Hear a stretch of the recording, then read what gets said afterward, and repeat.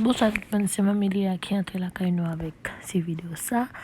Vidéo ça c'est vidéo côté nous à l'église dimanche là et puis moi dit m'a filmer vous nous pour nous avoir une adoration étendre la parole ensemble avec moi-même avec Biblia. Biblia fait des ordres. Pas oublier abonner avec channel là pour faire ça, quitter commentaire pour nous, m'a quitter avec 13 vidéos et puis Tribu de Chita. Maintenant, Seigneur Dieu, nous remercions d'une façon spéciale et pour belles paroles, Seigneur Dieu, vous avez envoyé pour nous, Seigneur. Et nous remercions, Seigneur Dieu, vos paroles, Seigneur. Et nous demandons autant pour cher Seigneur, chaque monde qui est là matin, Seigneur Dieu, qui t'a entendu paroles, Seigneur, et pas quitter nous tendre, vous tendre, pas quitter nous et recevoir parole.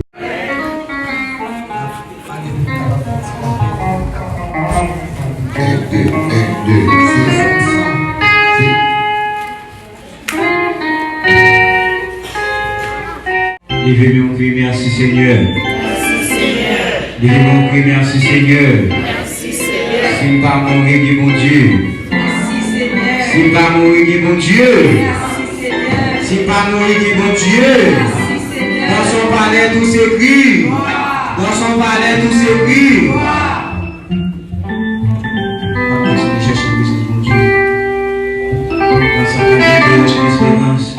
Moi qui perdu dans vie péché, dans la vie de mon Dieu.